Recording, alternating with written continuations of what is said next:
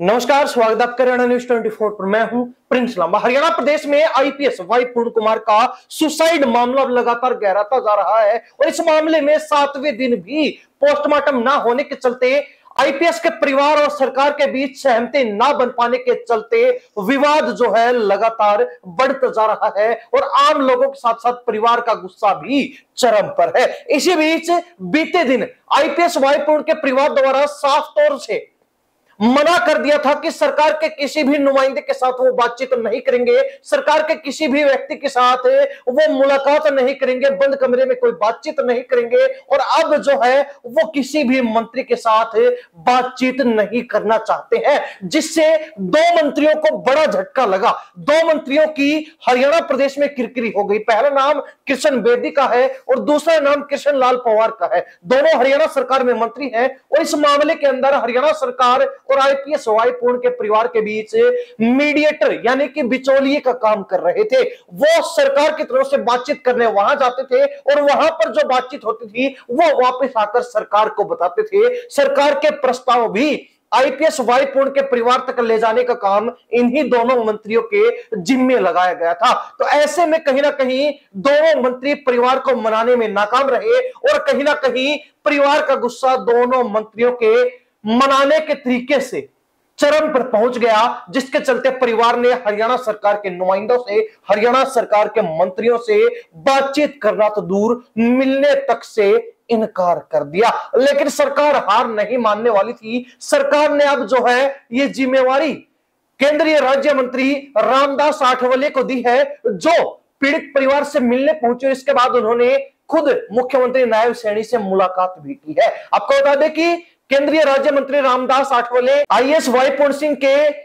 परिवार से मिले, उनकी पत्नी आईएएस अमनीत पी कुमार से मिले और उन्होंने कहा कि पोस्टमार्टम करवा लेना चाहिए, यानी कि एक तरीके से परिवार को मनाने की कोशिश की। लेकिन यहां पर भी परिवार का गुस्सा चरम पर देखने को मिला। केंद्रीय राज्य मंत्री को भी वही जवाब परिवार की तरफ से मिला जो जवाब हरियाणा सरकार को पिछले 7 दिन से लगातार आईपीएस वाई पूर्ण का परिवार दे रहा है कि पोस्टमार्टम तभी होगा जब डीजीपी को बर्खास्त करके और उनकी गिरफ्तारी कर ली जाएगी। उससे पहले और इससे कम कुछ भी मंजूर नहीं है और इससे कम जो है कुछ भी हम मानने को तैयार नहीं है। जिसके बाद रामदास आठवले जो है मुख्यमंत्री नायब सैनी से मिले, जहां उन्होंने कार्रवाई को लेकर बातचीत की, तो मुख्यमंत्री ने भी स्पष्ट बोल दिया कि कार्रवाई आगे तभी बढ़ेगी जब पोस्टमार्टम होगा। यानी कि सरकार चाहती है कि पोस्टमार्टम पहले हो और परिवार चाहता है कि पोस्टमार्टम बाद में हो। लेकिन जिन अफसरों का नाम सुसाइड नोट में था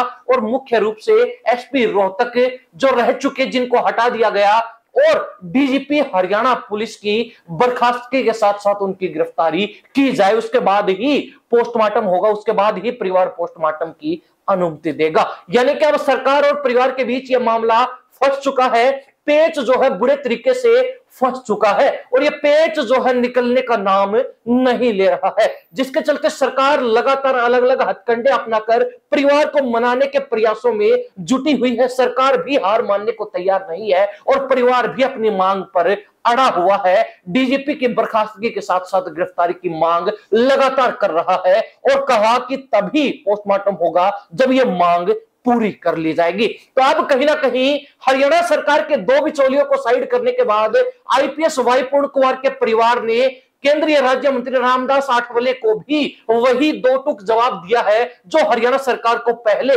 दिया जा चुका है कि पोस्टमार्टम तभी होगा जब डीजीपी की गिरफ्तारी होगी और सुसाइड नोट में जिन अन्य कई आईएएस और आईपीएस अधिकारियों के नाम है उनको गिरफ्तार कर लिया जाएगा। तो ऐसे में कहीं ना कहीं अब केंद्रीय राज्य मंत्री को भी आईपीएस वाई पूर्ण के परिवार से निराशा हाथ लगी और मुंह लटकाकर उनको वहां से वापस लौटना पड़ा। लेकिन देखने वाली बात यह है कि अब इस मामले में आगे क्या कुछ रहने वाला है, ये एक बड़ा सवाल बना हुआ है। हरियाणा प्रदेश की जनता अब तक की इस प्रकरण को लेकर, अब तक की इस कार्रवाई को लेकर क्या राय रखती है, कमेंट के माध्यम से जरूर लिख दीजिए। इन्हीं सब बातों के साथ मैं प्रिंस लांबा, हरियाणा न्यूज 24। नमस्कार, जय हिंद।